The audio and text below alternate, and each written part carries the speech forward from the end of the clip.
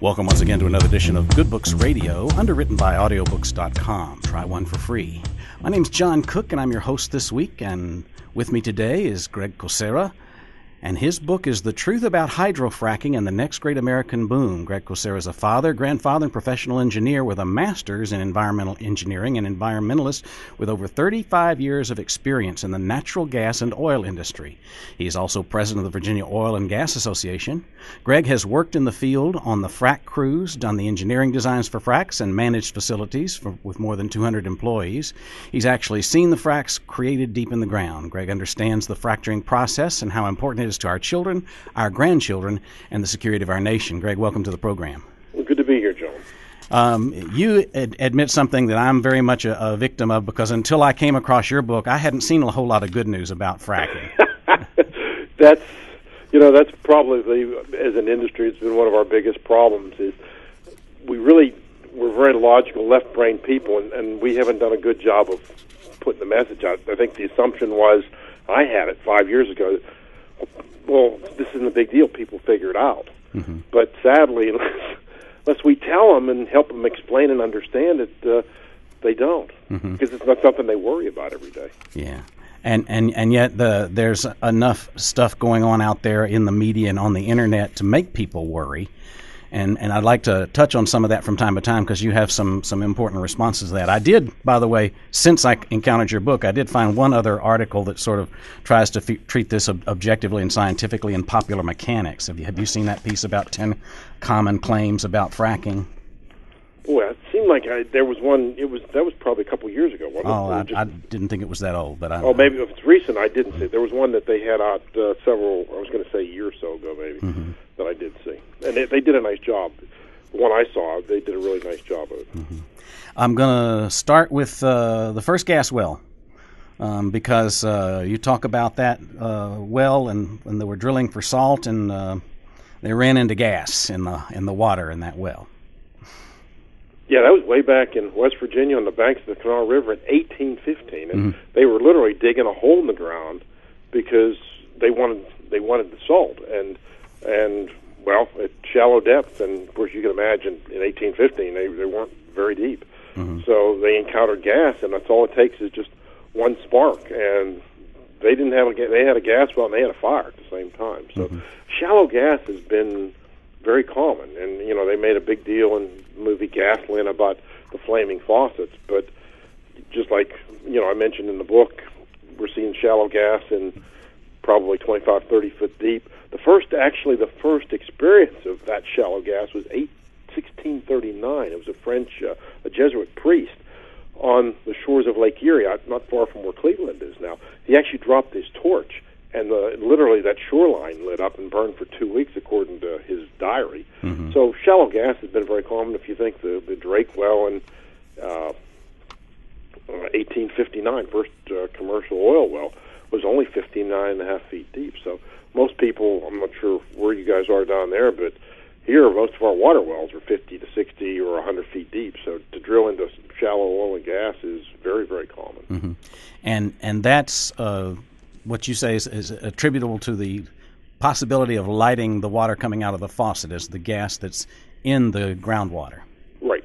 And matter of fact, as the Virginia Oil and Gas president, I got to speak after they showed the Gasoline movie down in Virginia, and I was the first industry speaker following it. And anybody wants to check, if you get out a map of Pennsylvania, north of the town of Dimmock, which is up in the northeastern corner, it's about 10 miles north of Dimmock. It's a place called Salt Spring State Park.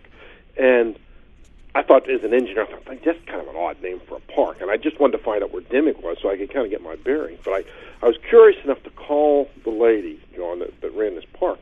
And she told me about the park. And I said, well, how did it get its name? And she said, well, we have these natural salt springs, and it's really the methane in the ground that brings this salt water to the surface. And all of a sudden, my ears were kind of pricked up, and then she gets real excited, John. She says, and she says, if the weather conditions are just right, you can go down to that spring and light the water. And I'm thinking, whoa, they've been lighting water in Dimmock for 200 years. And all of a sudden, Cabot comes and drills a well, was it 4 or 5 years ago, whenever they did that. And it's like, whoa, it had to be fracking that did this. Like, no. I mean, so those and the thing is, the residents that actually live in that area and have lived there for any length of time, they all know that, and they take precautions. And there's ways that you can actually vent those wells so that you don't have gas in your drinking water. So, but again, they've been lighting my water endemic for 200 years. And as a matter of fact, I ran into the gentleman I was telling that story. He said, "Oh, Greg," he said, "I'm from that area." He says, "Do you know what we did when we were kids?" He said, "We would wait till the ponds froze in the wintertime, and we would drill holes in the ice." So, John, what do you think they did with those holes? They did them on fire. I mean, I'd do that when I was a kid too. I mean, that was before anybody even drilled a well up there. So again, this shallow gas is very, very common. And we see it even in Virginia. The shallow coal seams all have gas in them. So if you're getting your water out of a coal seam, which is really pretty nice water, and you're 50 or 75 feet deep, and in the summertime, when the water table goes down, you may have some gas in your water, and it's very normal, very natural. Has nothing to do with what we would consider drilling and fracking. It's part of nature, and really, even in down in Brownsville, your sewers. I mean, there's sewer gas. Well, sewer gas is methane. Mm-hmm. So that's really, anytime plant and animal matter decomposes, methane is a possibility, and that's why sometimes even explosions in sewers are because of that particular gas. You hit the right explosive mixture and a spark. Mm-hmm. One of the points you make early in the book is that what we see about fracking on the internet and on the media is largely false. And I'd like to turn to one of those advocacy sources, the Natural Resources Defense Council, who claimed on their website that dangerous chemicals are mixed with the water and sand that's injected at high pressure, and that fracking is suspect in polluting drinking water in several states: Arkansas, Colorado, Pennsylvania, Texas, Virginia, West Virginia, Wyoming. Changes in water quality following fracking. What do you say to those folks? I know you talk in detail about water not being able to seep into the water table from fracking. And this is one of the things that really drives people's fear, because, my gosh, I mean, the last thing anybody wants is polluted water with dangerous chemicals in it. And the best way I can explain that, and if you think about it, John, the wells we frack are typically several thousand feet below the surface. Mm-hmm. Well, I know it's pretty flat. I've been down to Brownsville. You don't have a lot of hills, but if you went towards the Rockies or a few areas, nobody wants to hike uphill. That's tough. You don't like to bicycle uphill, and so the water's the same way. If it has a choice, which it always does, should it go up several thousand feet through solid rock to get to somebody's water well at, let's say, 50 feet? Or is it easier for things to come down from the surface and get into that water? And that's where, realistically, when we frack a well, water doesn't want to come up. It wants to go down. It wants to go sideways. It wants to go anywhere but up. And that's the other piece that I think makes me unique, because I've actually seen in Virginia, they started back, I was privileged to be part of that team in 1984. We began to frack the coal ahead of mining. And the gentleman I mentioned in the book, he's the father of coal bed methane, in my opinion, Dr. Thacker. And his theory was and they did it, and here's the beauty of it. This is the way even this whole industry works. It's all about people. His concern was the miners. He didn't want miners hurt, and their company was absolutely, Consol was supportive of it. So we started fracking the coal, and the concept was to get the gas out of the mine to protect the miners. And since they started that in 1984, Consol, there's a minute, and you can look at MSHA records, there's never been a mine explosion in Virginia since 1984 that's killed or hurt anybody. They've eliminated that because of fracking ahead of mining. But, the funny thing is that I learned, when you do right by people and you just do it, and that's your focus, good things happen. And Consol isn't Consol Coaling, we're the Consol Energy, because those wells got them into the gas business. And now they sold most of their coal holdings, and they're basically a gas company. And it's because of really one guy and his dream, and a CEO that was willing to take a risk and back him up. They had no idea the process was going to work, but it has. But more importantly for us and for your listeners is we've seen those fracks. We know what they look like. We know that they're just little cracks. And there's a picture one in the book. It's like an 1/8 inch to a 1/4 inch wide, and they'll go a few hundred feet in two directions, and they'll go up. And in the coal now, we know they don't go very high at all, maybe 30, 40, 50 feet. So, those miners have been in there. They know what a frack looks like. They know how long it is. They know how wide it is because they can see the crack, and they can see the height too. And they see that from their mining process. So, can we frack into people's water wells? No, it can't be done. Mother Nature says it. Engineering says it. And here's what I worry about. My wife and I met in Michigan. We lived on a farm up there. I don't worry about gas wells, oil wells. We lived among them. We still, as a matter of fact, from where I'm standing right now, I can look in three directions and see gas wells that have been fracked. And I live in the neighborhood. It doesn't bother me because there's multiple pieces. There's pictures in the book of the pipe. There's multiple pictures of steel pipe cemented in place, and it's all regulated. The whole process is under state regs. That doesn't bother me. What worries me is my neighbor and their water well, because they can put it anywhere, and for all I know, I don't know where their septic is. And when people say, "Hey, we've got a water problem," almost every time that I've seen something, someone says, when we get water results, it's always things like fecal chloride. Matter of fact, a friend of mine, he's a ag engineer at Ohio State, and he was concerned about just what your listeners are concerned about. What about water? Now, I've got a farm down in West Virginia. What could happen? And I explained the whole thing to him, and I said, for instance, Randall, I said, your neighbor could have their water well right next to their pig pen, and water well is just a piece of pipe stuck in the ground. There's no cement, there's no state or county regulation. You just put a well in the ground. And he stops and he says, Greg, you do know that that's where the Amish put their water wells. I said, where? He said, next to the pig pen. They don't have to haul water. I'm thinking, oh my God.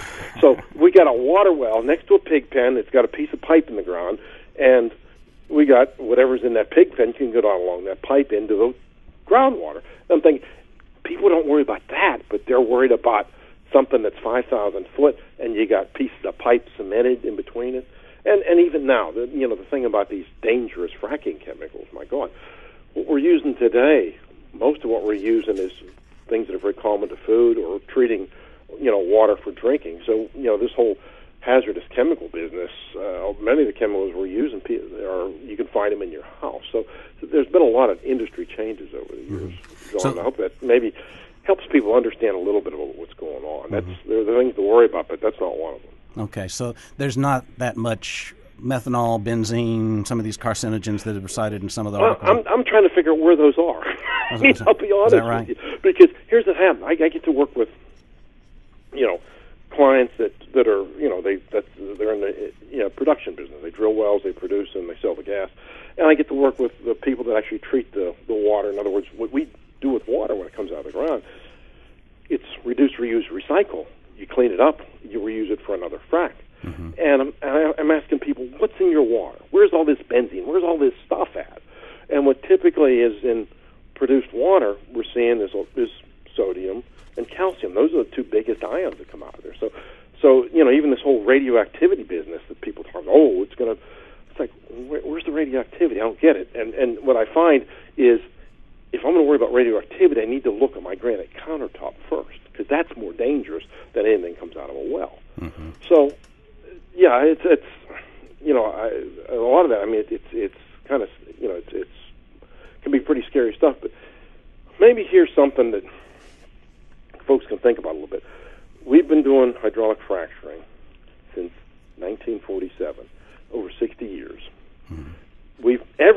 Virtually every well in the United States, there's some exceptions, but for all intent and purpose, 95+% of wells require fracking. In other words, and that's been the case for years. Now, back in the day before hydraulic fracturing, we had the gushers that you saw in Texas and, those old video clips, but things aren't like that anymore. There's a few wells like that in the Middle East. So that's, everything. And it's not just us. The Chinese frack, the Russians frack, OPEC fracks. And I have friends that live and work in all those areas. So, that's part of the process. But think about it. We actually drill and frack less wells today than we did in the 1980s. Why? Because the wells that we're doing today here in this country are far more efficient. We have the second largest natural gas field on the planet that runs from New York down into West Virginia, and it goes through Ohio and Pennsylvania. So we've got better wells. We don't drill as many of them because of the horizontal drilling process, and that's not a big deal either because we've been doing horizontal drilling since the '60s. The big change was when we began to put the two processes together, and all of a sudden we became a whole lot more efficient. So we've been doing this stuff for years, and all of a sudden, as a matter of fact, I was responsible for 5 frac crews when I worked in Ohio. Fracked 2 wells a day, 5 days a week, year-round. And back in those days, I think I ran the numbers, Ohio probably fracked about 6,000 wells a year. The numbers, they said they've got 1,200 Utica wells that they've fracked in the last 3 years. That's 400 wells a year if you average it out. So even with their conventional wells, they're doing less than 1,000 wells a year up there. We used to do 6,000. So what's changed? We're fracking less wells. There's less, we're not even creating as many well sites because of horizontal drilling. The only thing that's changed, 5 to 6 years ago, the first time we started even hearing about fracking was when the United States had the opportunity, and we've taken it, to become energy independent. When all of a sudden we had Russia, we had OPEC, they'd built all these offshore terminals. They're going to start selling natural gas to our country. In those tankers, all those terminals are designed to bring natural gas into the country. Now we're turning them so we can flip it and send it out of the country. We're buying oil from OPEC and from Russia and from Mexico and Canada. My God, we're bringing all this energy in, and all of a sudden it changes overnight where, thanks to American technology, we don't need them anymore. And we're shipping, think about it, now we can ship our natural gas to places like Europe, who happens to be Mr. Putin's good customer. Mm-hmm. We became a threat to those nations, and all of a sudden we started to hear about the dangers of fracking, even though they do it too. So just a thought that we might want to think about, because when you hear about people, let's ban the process, people need to understand if we ever chose to do that, we're cutting off our entire oil and gas supply. And we can get oil and gas. We can buy it from Putin. He'll gladly sell it to us at a price, and so will OPEC, and so will other nations. But more importantly, it's not just, right now we probably run as a country over 60% of our entire energy comes from petroleum and natural gas. Mm-hmm. And not only is it an energy source, it's sources of petrochemicals. I had a guy, I was doing one of these shows, and they were taking callers, and this gentleman calls me. He says, "Mr. Kozera, I'm sitting near my Volt. What do you think about that?" And I said, "I'm fine with the Volt." I said, "It's fine." I said, "I've been to Florida Celebration. You got these little electric cars that run around town. They have plug-ins for them." I said, "That's great. There's nothing wrong with it." 2 things. Understand that the electricity that's running your Volt probably came from natural gas or coal, maybe nuclear, I don't know. And, by the way, the Volt wouldn't, thank a fracker, because the Volt wouldn't exist without fracked wells and petrochemicals, because that's where the plastic comes from to make the Volt. So what we're really talking about when people, they don't really understand energy, and that's maybe our challenge for all of us as educators, because that's the business you're in. Mm-hmm. Most people don't know where their energy comes from. A bright man, an executive, was talking to one of my friends, and he says, "Tell me," he says, "why are we still burning coal when we get all this electricity out there?" And my buddy says, "Craig, I didn't know what to tell a guy." He said he had no idea that we had to burn coal to create electricity. I had a couple guys in Florida, smart business people, and they said, "Well, we get our energy down here from wind and solar." I said, "Really?" I said, "What happens at midnight when the wind's not blowing, the sun's not shining?" I actually looked from the EIA website. 2% of their electricity comes from wind and solar in Florida. The other 62% comes from natural gas. Texas, matter of fact, Florida was only second to Texas in their use of natural gas to create electricity. Mm-hmm. So all of our energy comes from someplace. And right today, it's the big 3 to create electricity is coal, natural gas, and nuclear. And I have high hopes that natural gas is going to take a bigger role because it burns so much cleaner than coal. You talk a little bit about that and also the boom that's coming. Well, actually, the boom has arrived in many places. There's an awful lot more rich people in North Dakota than there was before horizontal drilling took place. But in that mix, we hope someday to quit burning so many hydrocarbons, but in that mix right now, it's just not possible at this day and age for us to convert over to something completely devoid of hydrocarbons. But natural gas seems to be real promising in terms of being clean burning, and I know I even saw, I think it was a national commercial for Florida Power and Light talking about, they use wind and solar, but they back it up with natural gas. Well, and see, you're spot on, because I've been to conferences, talked to power companies, and the thing is to use renewables, they need a backup. And every time they put in, whether it's solar or wind, they have 100% backup of that facility, because let's face it, the grid is sensitive. Mm-hmm. And all of a sudden, if you're running on wind and the wind stops blowing, they can't suddenly call everybody and say, hey, shut your TVs off because, no power. I mean, and the only source we have today that they can literally turn on in minutes is natural gas. So, you're exactly right. We back up 100% of all the renewables with wind and solar. And the other thing that's fascinating, and that's why I said when I really do call myself an environmentalist, and I'm dead serious about it, because what we're doing right now, we lowered CO2 emissions in this country, so we were right at the Kyoto Treaty levels. And it was done due to market forces and due to expanded use of natural gas. And my mother, she's since passed on, but she was 89, 90 when she told me, she says, Greg, my gas bill's down $100 a month. Now, for a 90-year-old woman, when you drop her gas bill $100 a month, that's a big deal on a fixed income. And whether it's senior citizens or middle class, that's a big deal. Now, the solution that Washington has is, let's raise everybody's utility bills. They'll use less, and we're going to put on a carbon tax. Well, we got to Kyoto. We got all that CO2 reduction, and we actually lowered people's bills. Now, it's all about people, is the way I look at it. Is at the end of the day, if I'm unemployed trying to feed my kids, am I really worried about my carbon footprint? Probably not. But with the rest of what we're doing, so we've lowered CO2 emissions, but the other thing, and I can certainly speak for Virginia as the Virginia president there, what we've done when we reclaim well sites, they have to build a well site, but a lot of times we're removing trees. Well, one of the things that the game and the fisheries people from the state of Virginia worry about is first growth, because that's those grasslands that we need up here in the Northeast that timber takes it over, and things like deer don't have a place to eat.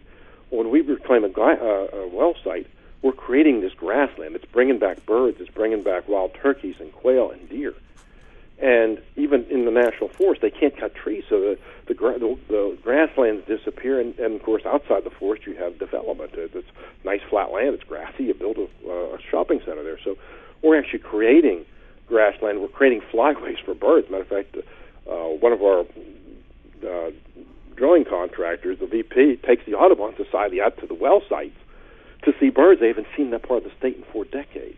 So that's the kind of stuff that's going on. We got an elk herd up there now, and continually, when you see areas as they begin to reclaim these well sites, you're going to see more influx of birds, deer, and all those things. But more importantly, on a global basis, thanks to what's going on here, we'll call it the Shale Revolution. Industry's coming back here. Chemical plants are being built down there in the Gulf Coast. We're seeing some built here in the Northeast. We've got steel mills coming back to places like Ohio. And every time one of those plants is built here, it's built under U.S. environmental law, not somebody else's where they don't have an environmental law. So every time we bring a plant here, it's jobs, but it's better for the environment. But more importantly, right now, places, I got friends that live and work, like I said, in China. And they said, Greg, you can't believe it. I mean, the garbage that comes out. This guy was telling me, he said, I'm sitting across from this factory, Greg. And he said, every 2 hours, this thick, heavy, black smoke just comes out of it. He said, you can't breathe. Mm-hmm. And I'm thinking, oh, my God.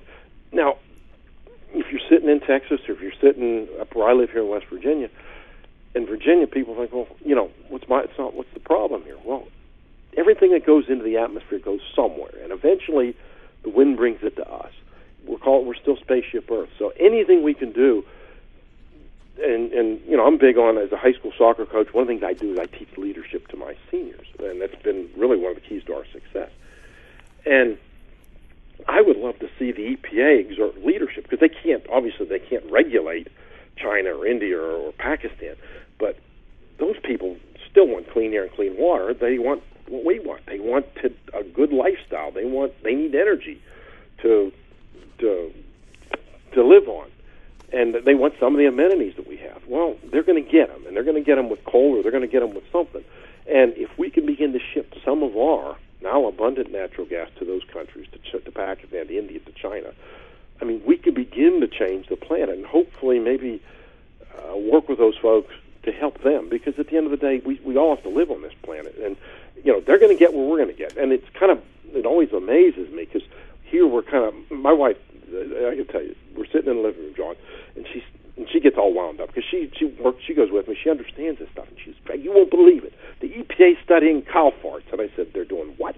She said, they're studying cow farts. They're worried about the methane in cow flatulation. I'm thinking, you've got to be kidding. They're studying that over here, and the Chinese and the Indians and the Pakistanis are pouring garbage into the atmosphere every day. I'm thinking, what's wrong with this picture? I mean, well, now, but I've read that cow gas is a bigger greenhouse effect than most of those other things. Well, they may be, but I mean, and maybe they're on to something. But I'm thinking, yeah, it really, does seem like maybe we ought to be. But I mean, but no, we're not. I mean, we're not talking about greenhouse gas here, because the stuff that the Chinese, the Pakistanis, and Indians put up in the atmosphere, it's got a whole bunch of other stuff in it too. Sure. So I mean, all I'm saying is, if we looked at a bigger picture, it's not just what happens here, it's what happens over there. And if we can help them clean up their world, it helps us clean up our world. Yeah, and I do want to, I've only got about 3 minutes left, because you really know this well, and you're able to articulate it clearly with good examples. But you mentioned the EPA taking a leadership role, and a couple of places you speak disparagingly about how much time they spend studying this and that and trying to control it.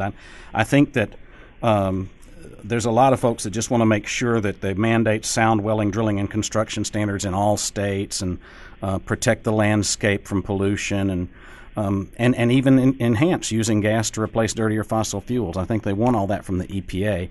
I'd like to get your take on that, and then I'd like to ask you about the whole earthquake thing. Sure. Real quick, at EPA, they worry me, because what I've seen, and we've worked with the EPA because they were part of this whole coal mine methane thing back in the 80s. Good folks, smart people. What scares me in the last 5-6 years that I've seen out of the EPA has been less science and more politics. That's dangerous. When we're working with sound science and good engineering, we're in good shape. But the other thing, that some of the regs that I get to deal with, they don't make sense, because you're making them in Philadelphia. They've never seen a well site. And some of the regs that they put out there actually are hurting the environment. They're creating more pollution than they solve. So we really need those kind of controls happen best at the state level, because the state people care. Because at the end of the day, I'm going to make sure, if I'm a state regulator, I live here, my kids live here, I'm going to make sure they do it right. Someone in Philadelphia, Washington, I'm sorry, could care less. But I know people want to talk about earthquakes. They're worried about that stuff. I think I was talking to someone, they're seeing an increase in earthquakes, and they certainly thought in Oklahoma. But here's what I can tell you: we're drilling less wells. We didn't see those increase in earthquakes in the 70s and the 80s and the 90s. But more importantly, a gentleman sent me an email, and he said he studies plate tectonics. And one of the things he said is, from that tsunami, and he went through all the science of it, there's been a major change. And he said the Earth's axis has tilted a little more because of that. And also because of that, I had a friend tell me that we're actually supposedly, the length of the day is actually increased by, maybe it's seconds or microseconds. But that tsunami changed things. And people talk about the earthquakes in Oklahoma. What they don't talk about is the increased earthquakes in Los Angeles, where we don't frack, and in Germany, where we've never fracked. Mm-hmm. And so what we're seeing is an increase in earthquakes in other places. And his message to me is, look, when you look at earthquakes, when you look at some of these things, you can't just look local. It's a global issue. When you start sliding plates around in China or in the Pacific, they don't just affect that area. They affect other places on the planet. So I guess my message with earthquakes, no, I'm not worried about them, because we frack more wells before than we do now. But it's real important for people, because people worry about that stuff, is let's look at a bigger picture, because this is a big planet, and what happens over in the Pacific does impact us here. And if Germany's seeing earthquakes that they didn't see them, and Los Angeles is, and Lord knows how many other places are seeing earthquakes where we've never fracked, why do we want to point at fracking when what we really want is what's the real problem? What's the real solution? Because that's what it's all about, finding real solutions, not just pointing fingers or trying to demonize something and not solve the problem. So maybe that helps a little bit. Yeah. Well, that's all the time we have, unfortunately. We've been talking with Greg Kucera. His book is The Truth About Hydrofracking and the Next Great American Boom. I want to remind you that if you don't catch our show the 4 times it airs each week on KMBH Radio, you can catch us on the Facebook page, Good Books Radio, as well. I'm your host, Dr. John Cook. Thanks for listening.